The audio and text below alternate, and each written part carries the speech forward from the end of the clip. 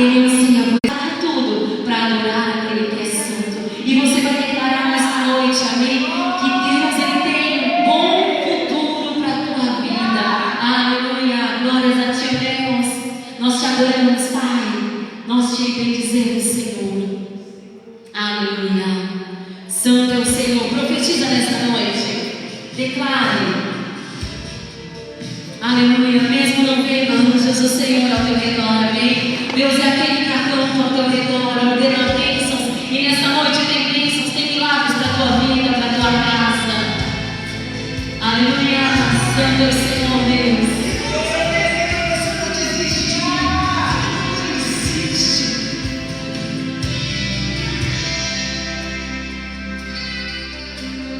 Mesmo não vendo anjos ao meu redor,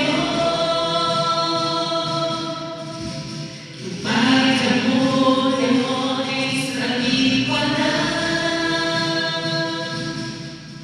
Ele fala para mim: ser forte e não tenhas medo. Se as trevas vêm para te assustar, não passará de um momento. Estou aqui, está aqui, Jesus está aqui, derramando sua paz, que excede todo entendimento. Já posso sentir, Jesus está aqui, seu Espírito transborda, poder que cura e transforma está aqui.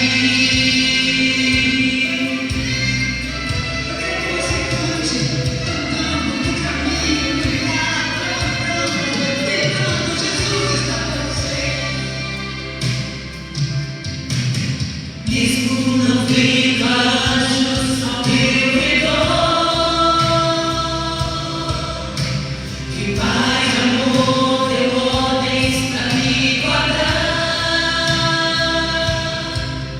Ele fala para mim: ser forte e não tenhas medo. Se as trevas vêm para te assustar, não passará de um momento. Estou aqui, está aqui,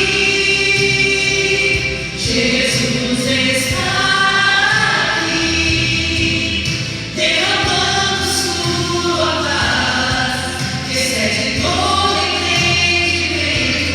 Já posso sentir, Jesus está aqui, seu Espírito transborda, poder que cura e transforma está aqui.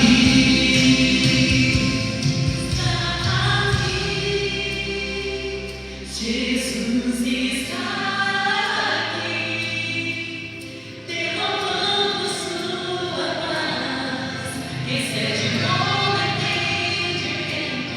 Já posso sentir, Jesus está aqui, seu Espírito transborda, poder que cura e transforma está aqui.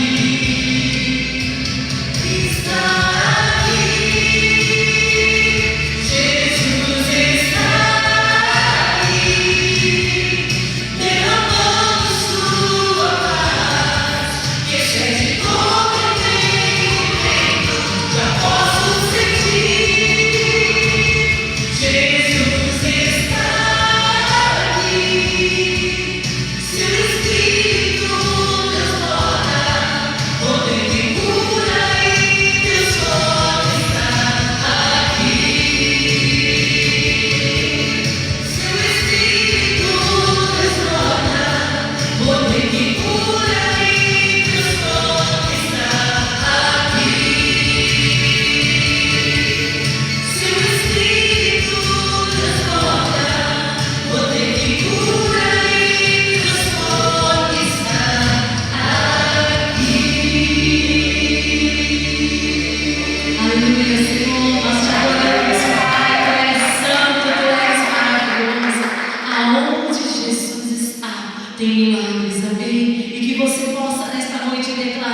Senhor. Eu estou aqui para viver, Pai, o tempo da promessa, para viver os teus milagres, o bom futuro, as tuas bênçãos liberadas sobre a minha vida. Aleluia, glórias a ti, ó Deus. Eu sei que haverá um bom futuro. Eu sei que a minha esperança nunca pode ser frustrada, porque o Senhor é meu pastor.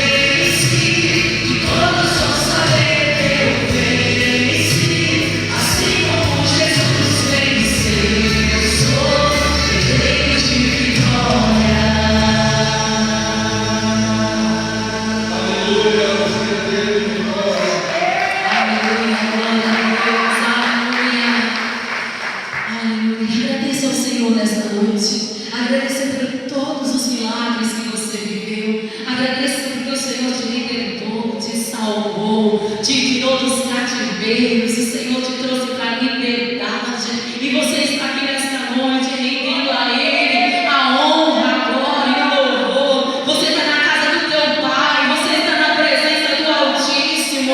Você está na presença do Deus Todo-Poderoso. Adore ao Senhor. Aleluia, Pai. Nós te adoramos.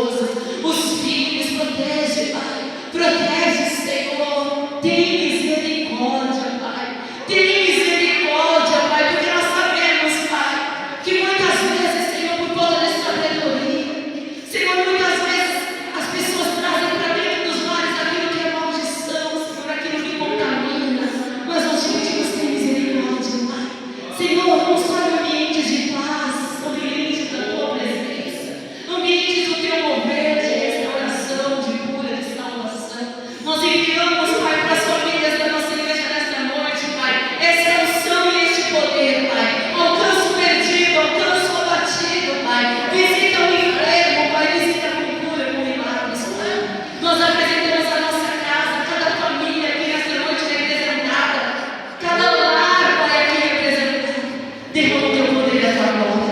Eu profetizo que teus filhos vão ter um final de ano, Senhor, surpreendente. Um final de ano de milagres, de respostas no teu altar, Pai. Abençoa cada lar, cada família, Senhor. Abençoa a vida do apóstolo, da bispa, vida do bispo Bill, da pastora Ali. Cobre os seus ungidos com o teu poder, com a tua presença.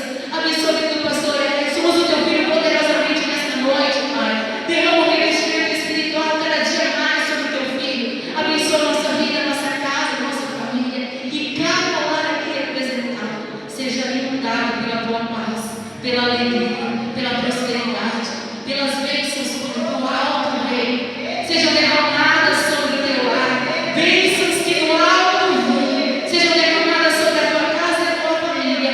Em nome de Jesus. Amém. Aleluia. Glória a Deus.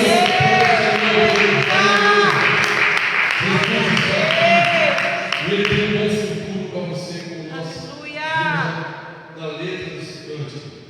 Ele conquistou para nós um bom futuro e Ele tem tempo maravilhoso para as nossas vidas. E Ele está aqui para revelar a palavra que nos dirige, que nos orienta, que nos aconselha, que nos dá direção. E você é a igreja do Senhor em Bragança Paulista. Nós estamos acompanhando as 7 igrejas do Apocalipse. Nós sabemos que ali a revelação que o Senhor dá a João é exatamente um conceito, uma revelação, porque ele precisava revelar a João uma igreja que precisava estar dentro daquilo que é a vontade dele, o padrão que a igreja deveria ser. Então, nessas igrejas nós vemos ali o que é realmente valoroso para nós termos em nós, que é a instrução do Senhor, e aquilo que não é bom e nós devemos deixar de lado. A revelação do Apocalipse é isso. Então eu gostaria de convidar vocês para mais uma vez, vamos direto para o texto, e aí nós depois sentamos e vamos meditar a palavra. Amém? Apocalipse capítulo 2, versículo 1, versículo 7, nós vamos falar da igreja de Éfeso. E o tema é o amor que não pode se apagar. O amor não pode se apagar. Apocalipse capítulo 2, versículo 7, vamos ler. A palavra diz assim: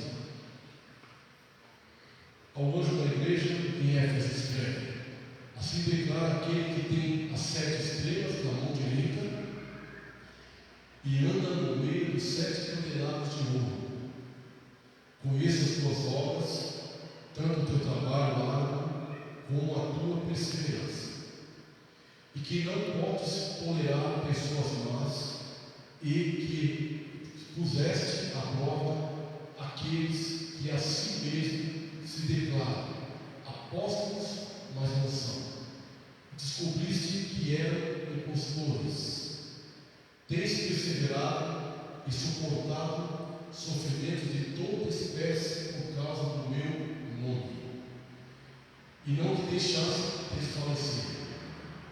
Entretanto, tenho contra ti o fato de que abandonaste o primeiro amor. Versículo 5: recorda-te, pois, de onde caíste, arrepende-te e volta à prática das primeiras obras.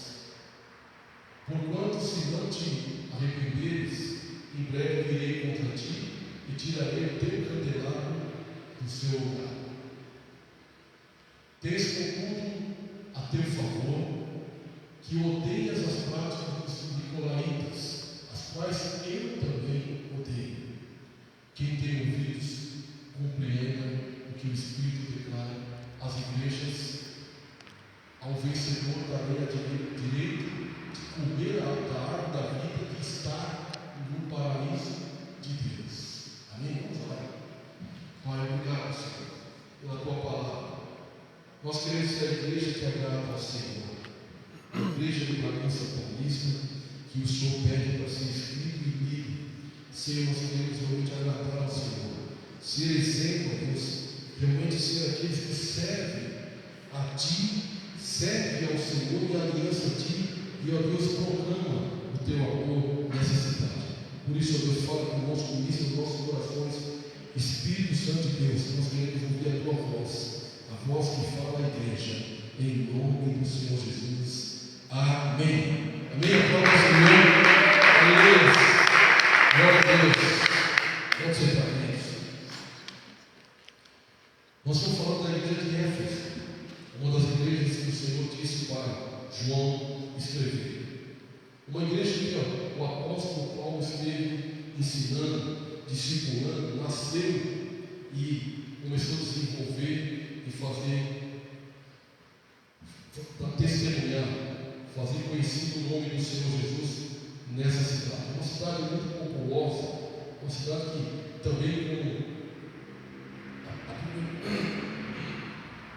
como a primeira igreja que nós ministramos, tinha também um grande comércio, mas ali se levantou homens, mulheres, tementes a Deus, dedicados ao Senhor, trabalhadores, e o Senhor ressalta isso.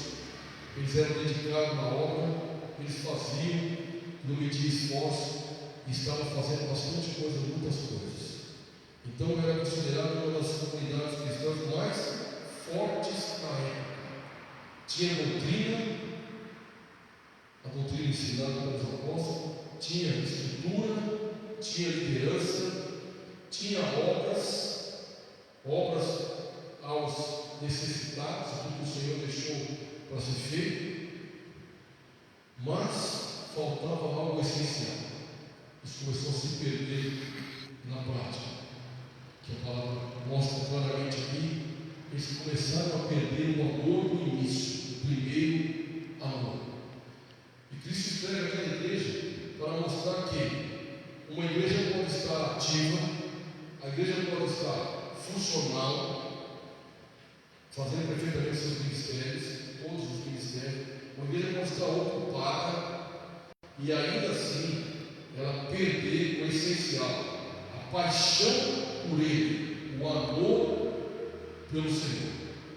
Aí isso, tudo aquilo que se fazia, tudo aquilo que se via fazendo, não tem o objetivo, porque perdeu a causa, o amor. E é isso que o Senhor pede, fala para João escrever a igreja de Éfeso. O amor por Ele, a paixão por Ele não pode faltar, senão nós se perdemos. Por que nós estamos fazendo isso mesmo? Daqui a pouco nós perdemos o sentido, mudamos a direção. Hoje, essa mensagem que nós lemos continua sendo um espelho para nós, igrejas evangélicas de 2025. Igrejas evangélicas de Bragança Paulista, mais especificamente a nossa igreja, aqueles que convivem na igreja, não podem perder o sentido. Então, em primeiro lugar, uma igreja que fazia muito, e Cristo via tudo isso. Nós lemos lá no versículo 2 e 3. Podemos voltar aqui no versículo 2 e 3? Diz assim, versículo 2 primeiro.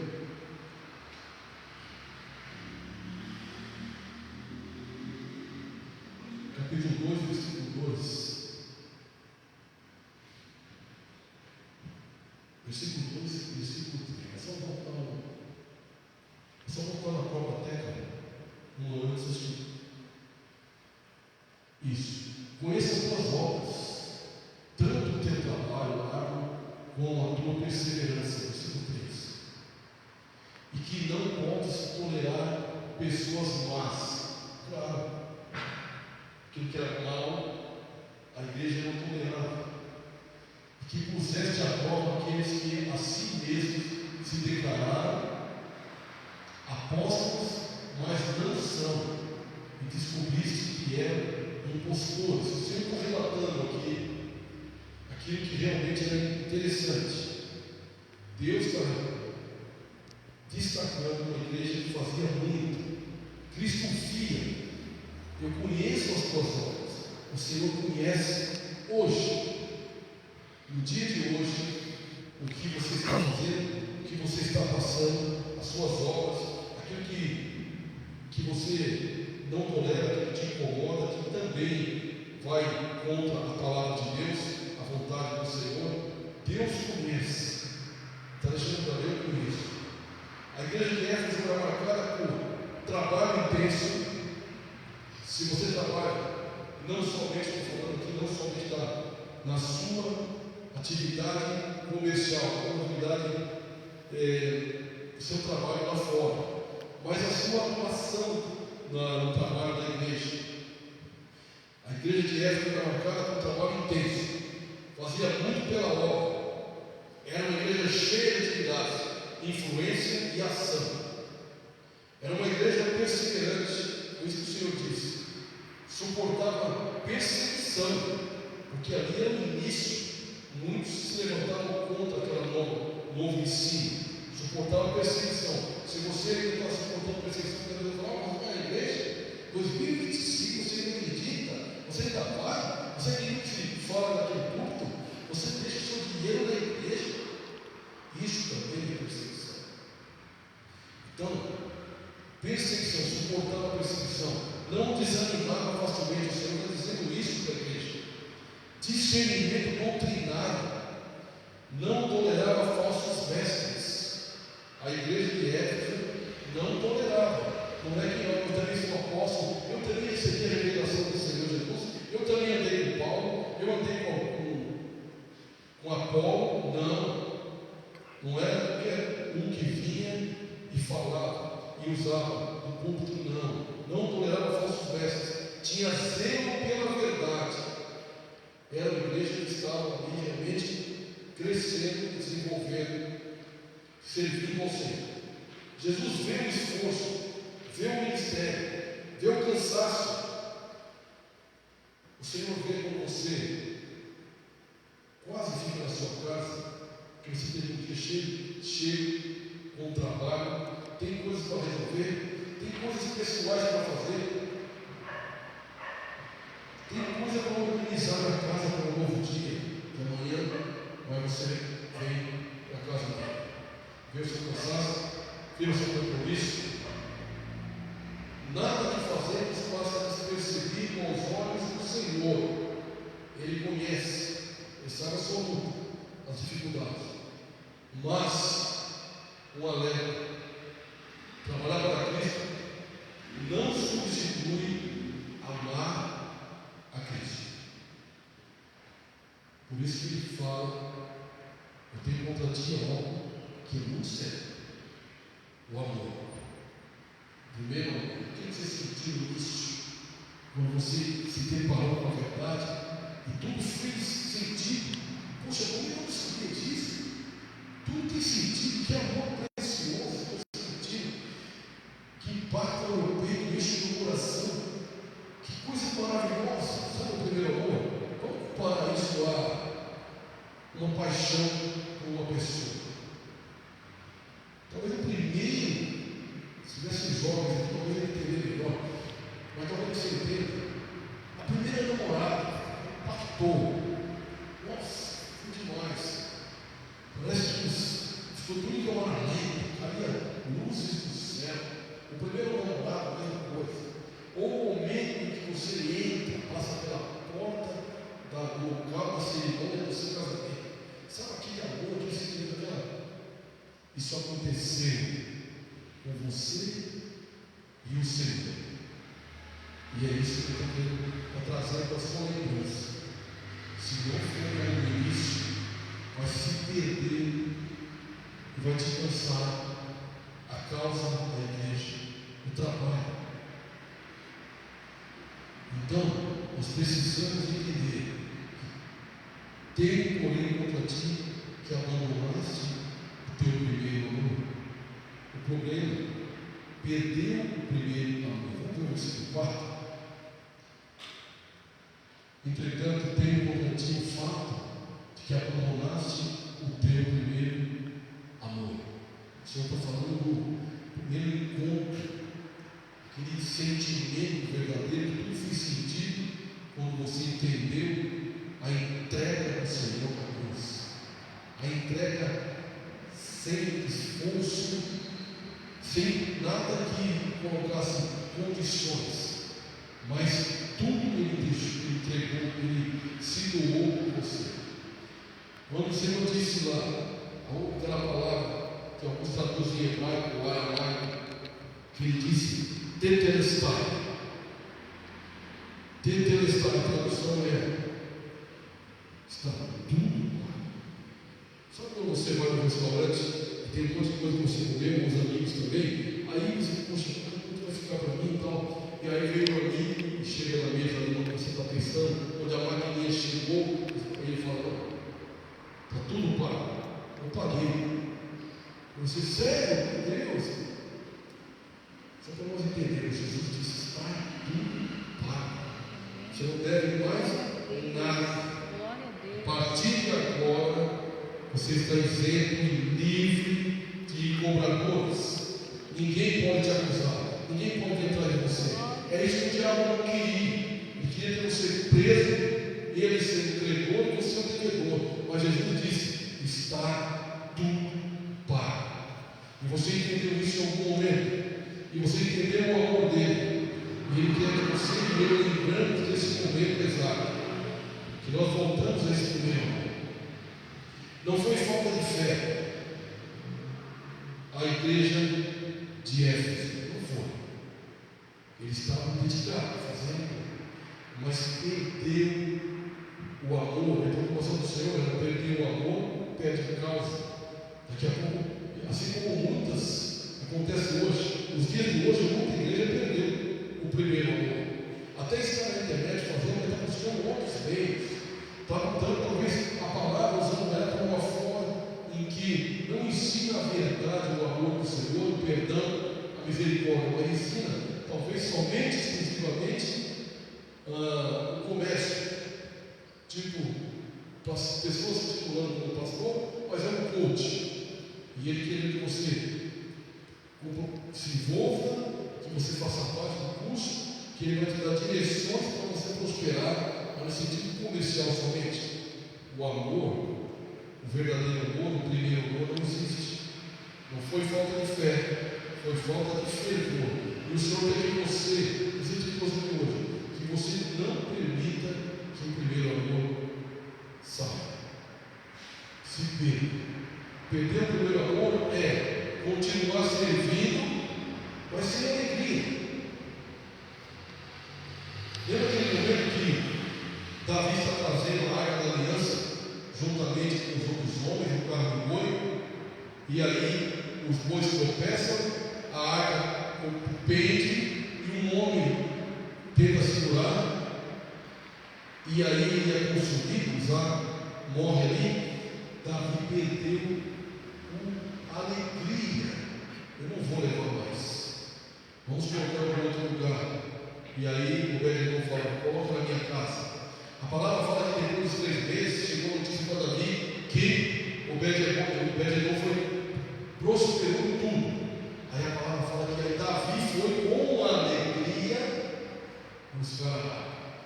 Deus se preocupa. Deus quer que eu tenha aliança com ele. Foi um episódio isolado, aquela morte que eu motivo, mas Davi foi com alegria. Então, continuar servindo, mas sem alegria não. Continuar servindo com alegria. Estar na igreja com o coração distante? Não. Mas se não tiver o primeiro amor, vai ficar distante. O Senhor quer que nós tenhamos o primeiro amor, para que nós tenhamos alegria e estejamos perto, sentindo a presença dele. Fazer a obra, mas sem a mesma chama, é não ter o primeiro amor. O Senhor quer que você faça a obra com a mesma chama e a garra e o desejo do início, querendo saber como é que a gente pode fazer mais, se envolver mais, viver para Deus, mas sem sensibilidade à sua presença. Como alguns levitas, não, vamos colocar no carro mesmo ali. É mais apropriado, mais claro. Deus queria que a arca fosse, que a presença fosse no ombro, exatamente com alegria, com amor, fazer a obra com a mesma chama, viver para Deus sensível à presença dele e não insensível. O amor tem que ser prioridade. É o perigo de uma fé automática, é o perigo de uma fé mecânica, é o perigo de uma fé rotineira. Perder o primeiro amor não é parar de trabalhar, é trabalhar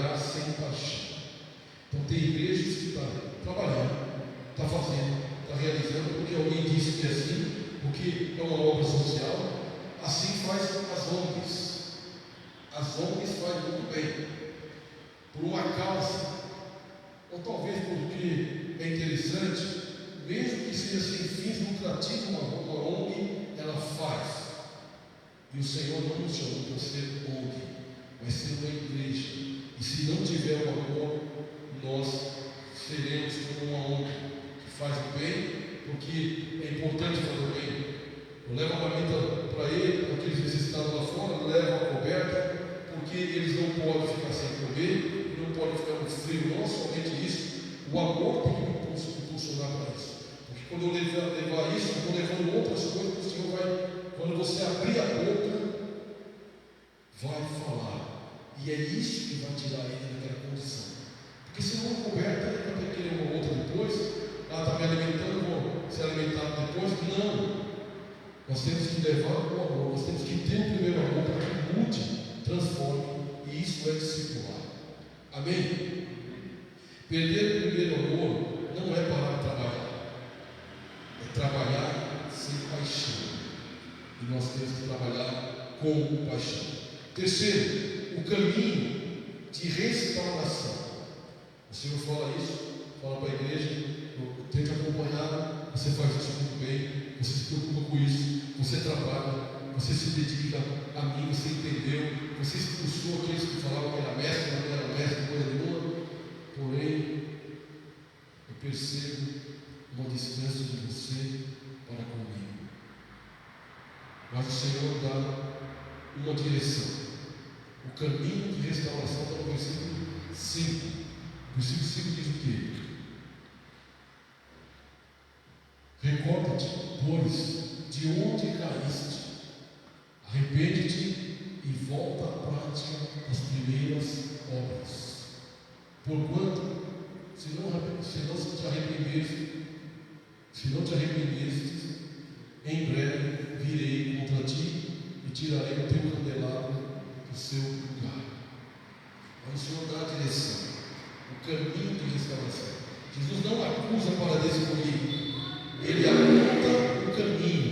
Olha, aconteceu isso, você perdeu ali, você caiu ali, lembra o que aconteceu, por que isso aconteceu, por que você deixou, quantas pessoas estão lá fora, longe do altar, que era do altar, longe da função de presbítero, diácono, aspirante, longe da função de obreiro, aquele que era o exemplo para aquele que chegava. Eu quero ser como aquele.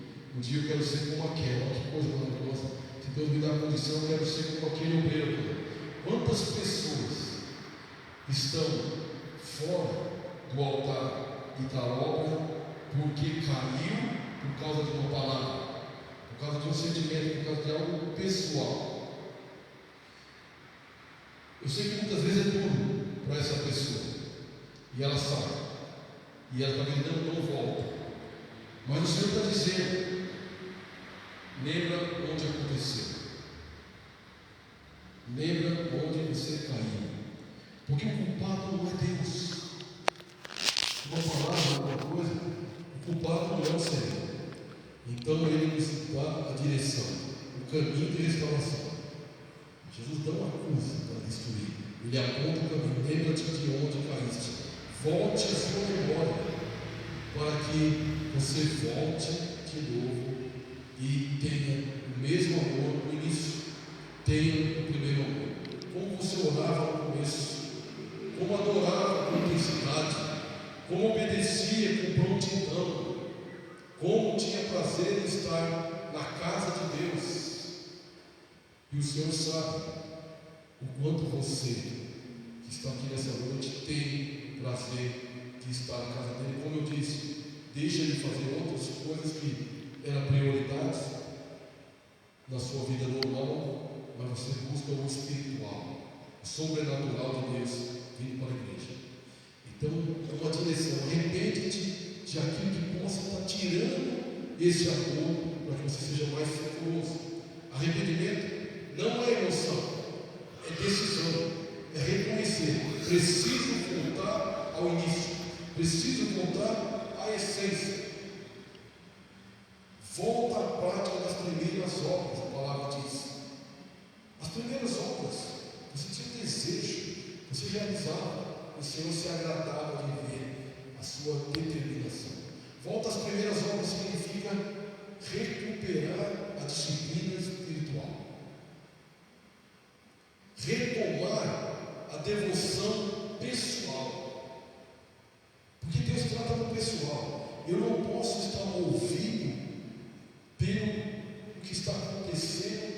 com as pessoas.